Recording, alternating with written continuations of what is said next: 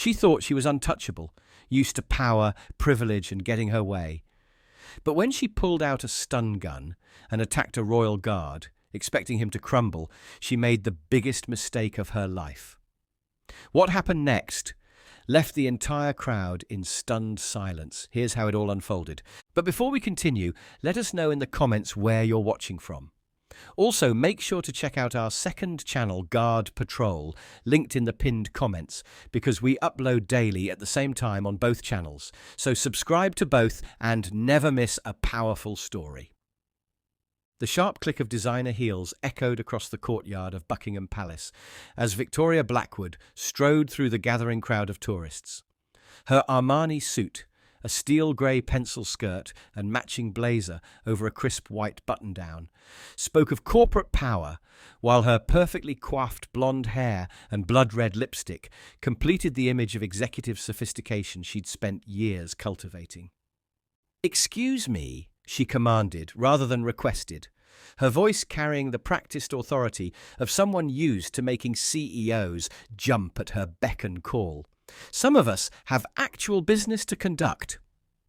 She shouldered past a family trying to take photos, her designer briefcase swinging dangerously close to a child's head.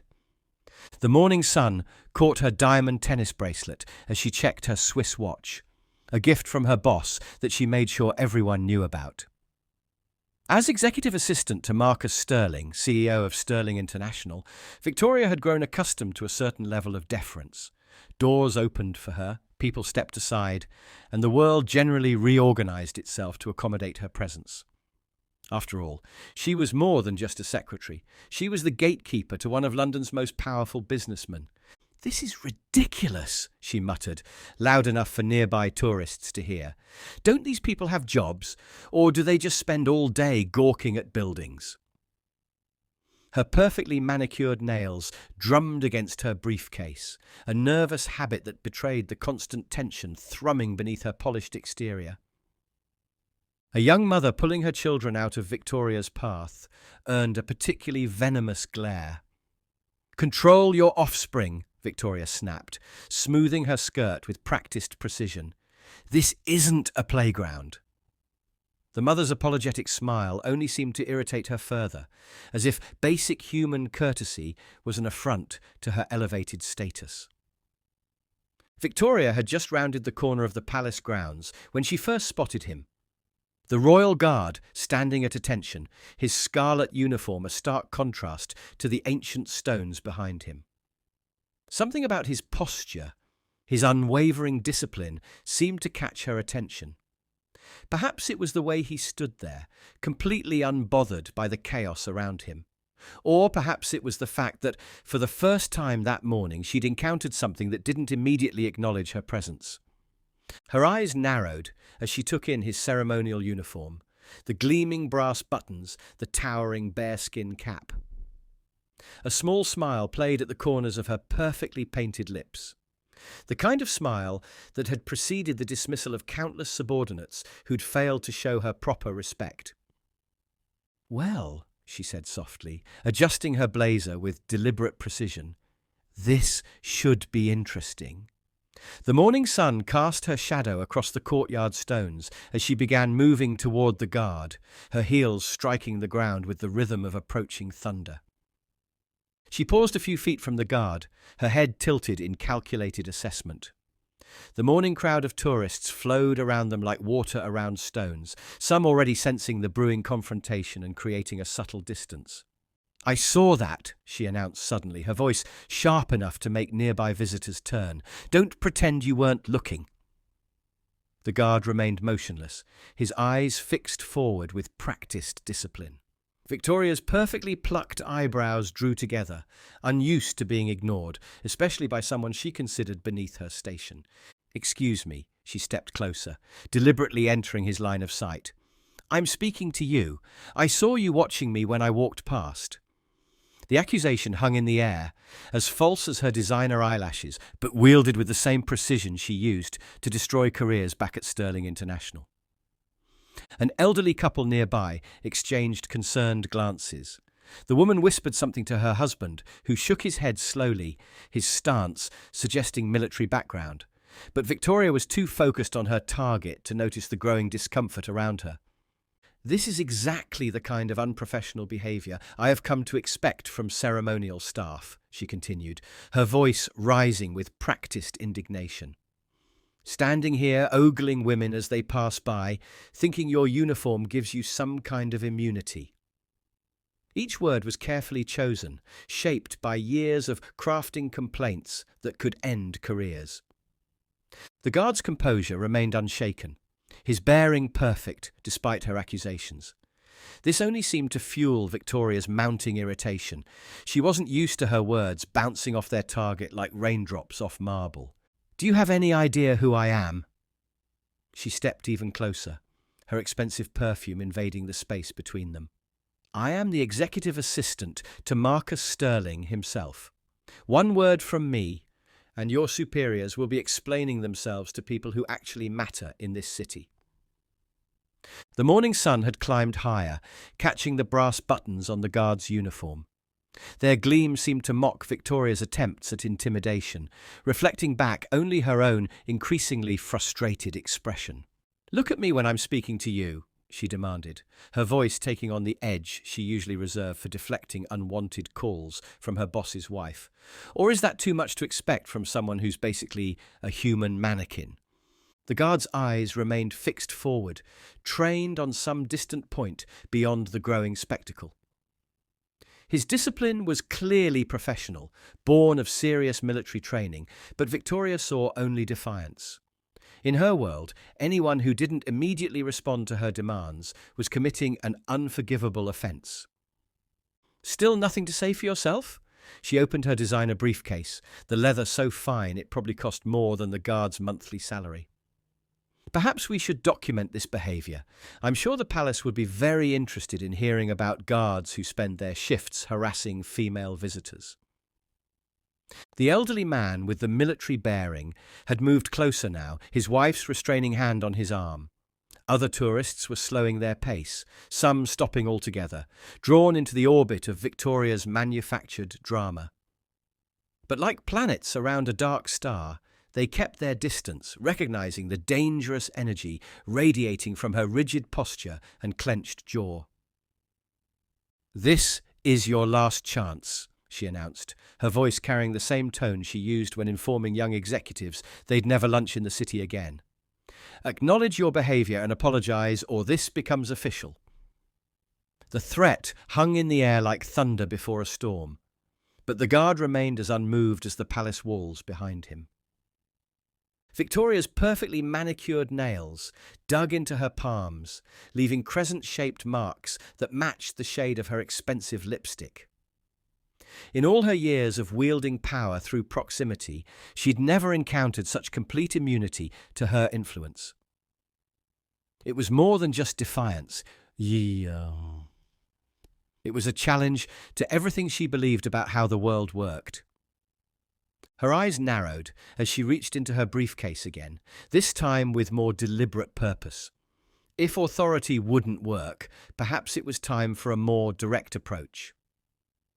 "I demand to speak with your superior immediately," Victoria's voice sliced through the morning air. "Since you're clearly incapable of basic professional conduct, let's take this up the chain of command." She pulled out her phone, its diamond-studded case catching the sunlight. "I have the Chief of Metropolitan Police on speed dial. Shall we see what he thinks about this situation?" The guard's disciplined stillness only served to feed her growing rage. His perfect posture and forward gaze felt like a personal affront to her authority, an authority that had grown bloated from years of playing gatekeeper to London's elite. "You know," she circled him like a predator, her heels striking the stones with increasing force, "I've terminated careers for far less than this. Just last week, I had a senior VP removed from the board because he failed to stand when I entered the conference room." She paused directly in front of him again. "And he was actually somebody important." The elderly veteran who'd been watching stepped forward, his bearing suggesting decades of military service. "Madam, perhaps you should—" "Stay out of this," Victoria snapped, not even turning to acknowledge him. unless you'd like to explain to my boss why his morning meeting was delayed because of harassment by palace staff." The threat was empty. She had no meeting, no real purpose here except feeding her own sense of power. But threats had become her native language. She moved closer to the guard, close enough that her breath disturbed the medal on his chest. "Let me explain something to you." Her voice dropped to a dangerous whisper. "I control access to one of the most powerful men in London. People who cross me tend to find their lives becoming very complicated." The morning crowd had grown, forming a loose circle around the unfolding drama. Parents guided their children away, while others watched with a mixture of horror and fascination. Two palace security officers had noticed the commotion, but were still assessing the situation from a distance. "Nothing, still nothing." Victoria's voice rose again, edged with genuine anger now. "What kind of man stands there and lets a woman accuse him of harassment without defending himself? Or is this what passes for bravery in the military these days, hiding behind protocol?"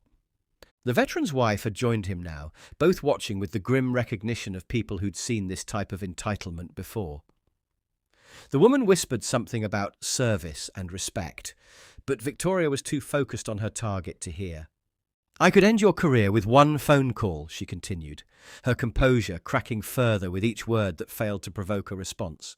"One call to the right person, and you'll be directing traffic at construction sites for the rest of your service." She pulled out her phone again, fingers hovering over the screen. "Shall we test that theory?" The guard remained motionless, but there was something in his bearing now, not fear or anger, but the kind of patience that comes from facing real threats in real combat. This was a man who had probably seen action in Afghanistan or Iraq, who had faced enemies more dangerous than an entitled executive assistant with an inflated sense of power. "This is exactly what's wrong with this country," Victoria announced to her unwilling audience. "We maintain these outdated traditions, these ceremonial toys, while the real world passes you by. In the time you've stood here playing statue, I've probably approved deals worth more than your entire regiment's annual budget." She reached into her briefcase again, this time retrieving a small leather case. "Perhaps we need to escalate this situation, make it impossible to ignore." Her fingers traced the edge of the case, something dangerous glinting in her eyes. "One last chance, soldier. Acknowledge me, apologize for your behavior, and we can end this professionally." The guard's silence felt like a physical thing now, a wall of discipline that her words couldn't penetrate. Victoria's hand tightened on the leather case, her knuckles whitening with barely contained fury. The morning sun had reached its full strength, casting harsh shadows across her face that seemed to reveal something ugly beneath her polished exterior. "Very well," she said, her voice dropping to a deadly calm. "Let's see how well your famous discipline holds up under real pressure." Her manicured fingers began to open the case, revealing the metallic gleam of something that had no place on palace grounds. "Last warning."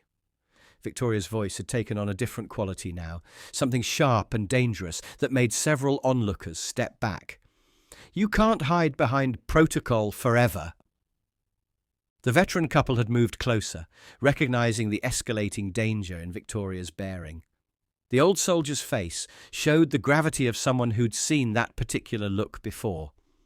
The moment when entitlement tips over into something more volatile. "You know what your problem is?" Victoria's perfectly painted lips curled into a sneer. "You think this uniform, this ceremony, makes you untouchable." She adjusted her blazer with her free hand, a gesture meant to remind everyone of her own position of power. "But let me tell you something about power, real power. It's not about standing still and looking pretty. It's about making things happen." She pulled out her phone again, this time with exaggerated slowness. "Shall I call the palace administration? Or perhaps we should go straight to the media. Palace guard harasses female visitor. That would make quite a headline, wouldn't it?" The threat hung in the air like smoke, acrid and toxic. The guard's composure remained unbroken, but there was a subtle tension in his bearing now. Not fear, but the ready alertness of a trained soldier sensing approaching danger. His eyes remained fixed forward, his posture perfect, even as Victoria's threats grew more explicit. "Nothing?" she laughed, a harsh sound that carried no humour. "Still nothing? Even when I'm about to end your career, you stand there like a statue?" Her free hand dipped into her purse, fingers brushing against the leather case. "Let's see how well you maintain that famous discipline when—" She paused, her hand encountering something else in her bag. The veteran's wife noticed her expression change, saw something dark flash across her features. "Dear," she whispered to her husband, "perhaps we should alert security." But Victoria was already withdrawing her hand, leaving the phone in her purse. Instead, her fingers had found something else. The stun gun she carried for protection in London's rougher areas. A gift from her boss, along with a casual comment about how a woman in her position needed to be prepared for anything. "You know what's funny?" Her voice had dropped to almost a whisper, but it carried an edge that made nearby tourists instinctively back away. "In my world, when someone refuses to acknowledge their superiors, we have ways of making them pay attention." The stun gun was small, matte black, expensive, like everything else in Victoria's life. She kept it concealed in her palm, but her posture had changed, becoming more predatory. The morning sun caught her diamond bracelet as she shifted her weight, preparing for something that the growing crowd couldn't yet see. "I've dealt with stubborn men before," she continued, moving slightly to the guard's side as if preparing to walk away. Men who thought their position, their uniform, their principles made them immune to consequences. Her lips curved into a smile that never reached her eyes. "Would you like to know what happened to them?" The veteran had taken half a step forward, something in Victoria's tone setting off ancient warning bells. His wife's restraining hand tightened on his arm, both of them recognizing the look of someone about to do something irrevocable. "This is your absolute last chance," Victoria announced, her voice carrying the finality of someone who'd made an irrevocable decision. "Acknowledge me, apologize, show some basic human respect." She paused, waiting for a response she knew wouldn't come. "No? Still nothing." Her fingers tightened around the stun gun, thumb finding the activation switch with practiced ease. The small device hummed to life, the sound lost in the general noise of the courtyard. "Very well. Let's see how well your training prepared you for this." In that moment, the guard's military experience must have sensed the approaching attack. There was a subtle shift in his muscles, an almost imperceptible tensing beneath his ceremonial uniform. But his training, his duty, kept him rooted in place, maintaining his post even as danger approached. Victoria's next movement was sudden, precise, and utterly deliberate. The stun gun emerged from behind her back, like a viper striking, its metal contacts seeking vulnerable flesh beneath the thick red uniform. Her face showed no hesitation, no remorse, only the cold satisfaction of someone used to forcing the world to bend to their will. The morning sun caught the arc of electricity as it leaped from the weapon, carrying with it not just voltage, but Victoria's accumulated rage at being ignored, at finding something her influence couldn't corrupt, at encountering a strength her money and connections couldn't buy. The stun gun's contacts found their mark, delivering thousands of volts through the guard's ceremonial uniform. For a fraction of a second, time seemed to suspend itself as Victoria's face lit up with vindictive triumph. But what happened next would shatter her expectations completely. The guard's body tensed as the current ripped through him, his muscles contracting involuntarily from the electric shock. The pain was immediate and intense, like liquid fire coursing through his veins. Yet instead of crumpling to the ground as Victoria had anticipated, years of military training and iron discipline took over. His jaw clenched until tendons stood out like cables beneath his skin, teeth gritting against the searing pain that threatened to overwhelm him.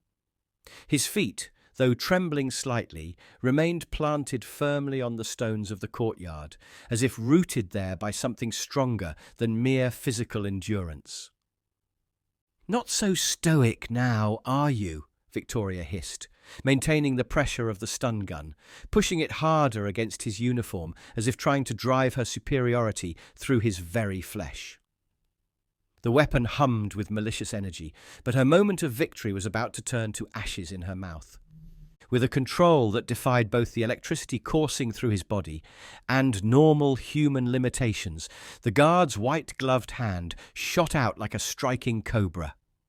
His fingers found Victoria's wrist with unerring precision, catching it in a grip forged by years of close-quarter combat training. The movement was smooth, measured, and devastatingly effective. Not the ceremonial precision tourists photographed, but the lethal efficiency of a soldier who had fought hand-to-hand in the dust of Afghanistan. The stun gun clattered to the ground with a metallic ring, its arc of electricity dying with a final angry spark. Victoria's eyes widened in disbelief, her perfect makeup unable to hide the shock that drained all colour from her face. The guard's grip wasn't cruel or punishing, but it was as immovable as the palace itself, his fingers applying exactly the right pressure to immobilize without causing pain. For the first time that morning, perhaps for the first time in her entire career, Victoria found herself completely unable to dictate the situation. "How dare you!" she shrieked, her voice rising to a pitch that made nearby pigeons take flight. She tried to pull away, her designer heels scraping uselessly against the ancient stones. "Do you know who I—" "That's enough, madam!" The guard's voice cut through her protests like a combat knife through silk, quiet but carrying the unmistakable authority of someone who had faced Taliban fire and IED blasts. His eyes, when they finally met hers, held not anger or hatred, but something far more terrifying, the controlled power of a warrior who had chosen this precise moment to break protocol. In those eyes, Victoria saw not the ceremonial statue she'd been mocking, but a man who had stared death in the face and hadn't blinked. The veteran couple had rushed forward through the stunned crowd, the old soldier's face grim with the recognition of a situation that required immediate intervention. His own military experience told him exactly what he was seeing, not just an assault, but a moment when ceremony gave way to the reality of what these guards truly were: highly trained combat soldiers. Palace security was already pushing through the gathering throng, drawn by the commotion and the distinctive electrical discharge that every professional instantly recognized as a weapon that had no place on palace grounds. Victoria struggled against the guard's grip with increasing desperation, her carefully maintained composure shattering like thin ice. Her hair, perfectly styled just minutes ago, had come loose from its severe bun, strands falling across her face as she twisted uselessly against the immovable hold. "Let go of me! I'll have your job for this. I'll have your entire career." But her threats rang as hollow as her designer heels on the courtyard stones, empty as the stun gun that lay harmless at her feet, its metal contacts still smoking slightly from the discharge. The morning sun illuminated the scene in harsh detail, casting shadows that seemed to emphasize the stark contrast between appearance and reality. The guard's uniform remained immaculate despite the attack, every button still gleaming, every crease still perfect, a testament to the discipline that ran far deeper than mere ceremony. Victoria's appearance had transformed dramatically. Her expensive suit was twisted and wrinkled, her silk blouse had come untucked, and her carefully applied makeup was smeared from exertion. The scattered contents of her purse lay strewn across the courtyard stones like fallen leaves. Credit cards, gold-plated compact, designer sunglasses, and various symbols of wealth that suddenly seemed as worthless as her attempts at intimidation had proven to be. "You just assaulted a member of His Majesty's Armed Forces," the older veteran stated, his voice carrying decades of military authority and the weight of justice about to be served. His campaign medals caught the sunlight as he stepped forward, each one representing battles fought in defense of the very principles Victoria had just attacked. With a prohibited weapon, on palace grounds. Each word fell like a judge's gavel, hammering home the gravity of her actions and the severity of the consequences she was about to face.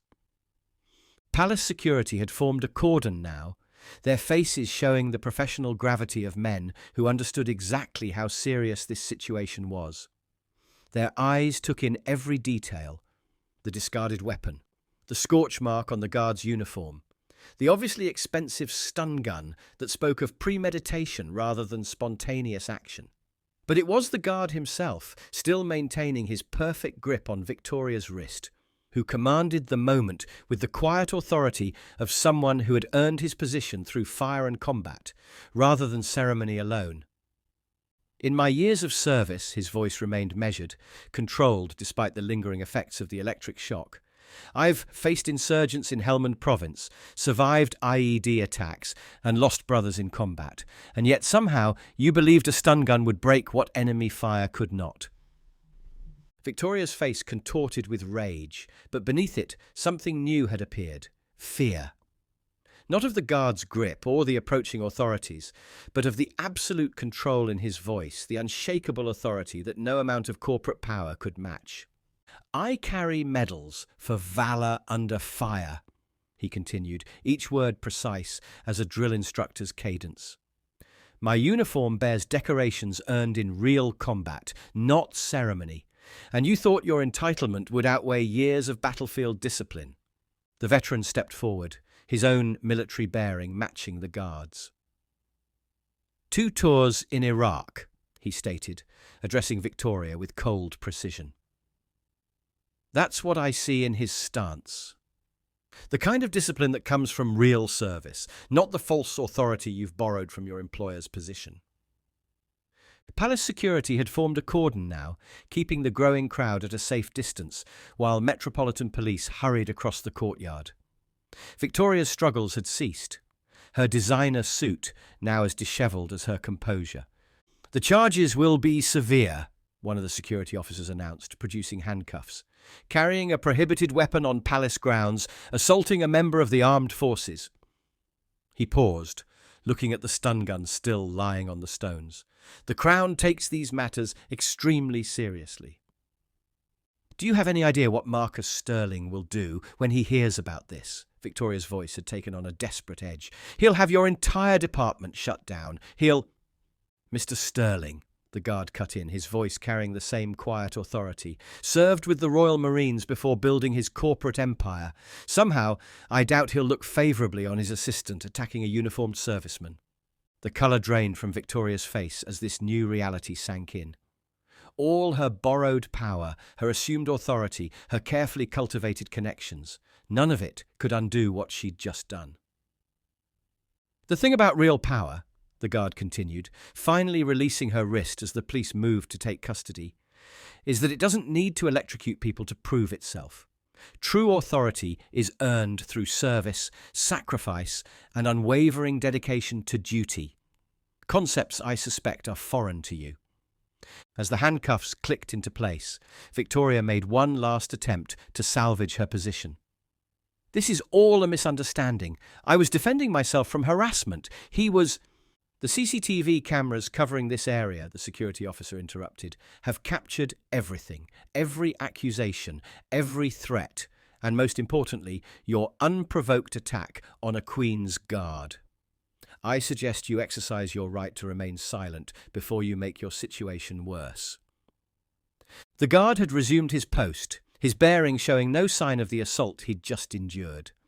His uniform remained impeccable, his posture perfect, only the slightly darker shade of his white gloves betraying the force he'd needed to use in restraining Victoria. 8 years of service," he said, addressing not just Victoria but the entire crowd, "teaches you that real strength isn't about breaking others. It's about standing firm in your principles, even when tested by those who mistake cruelty for power." As the police began leading Victoria away, her designer heels stumbling on the ancient stones, the veteran's wife spoke up. Young lady, her voice carried decades of wisdom. You came here thinking you could buy or bully your way through life, as always. Instead, you've learned that some things, dignity, duty, honor, remain beyond the reach of money or threats. Victoria's response was a stream of threats and accusations that grew fainter as she was led away, her carefully constructed world of borrowed authority crumbling with each step. Behind her, the guard stood at his post, his shadow stretching across the courtyard, like an immovable reminder that some principles stand firm, regardless of the forces aligned against them. The veteran and his wife remained for a moment longer, exchanging knowing looks before departing. "That, dear," the old soldier was heard saying to his wife, "is why these men stand guard, not just over buildings, but over principles that some people may never understand." What do you think about this confrontation between entitlement and duty? Have you witnessed similar moments where borrowed authority crumbled in the face of genuine strength? Share your thoughts in the comments below. Remember to like this video if you believe in standing firm against disrespect, and subscribe to our channel for more powerful stories about the Royal Guards who serve as living symbols of dignity and duty. Don't forget to hit that bell icon to never miss our daily uploads. Check out our previous videos appearing on your screen right now, and stay tuned for our next story about another encounter that proves respect isn't just given. It's earned through unwavering dedication to duty.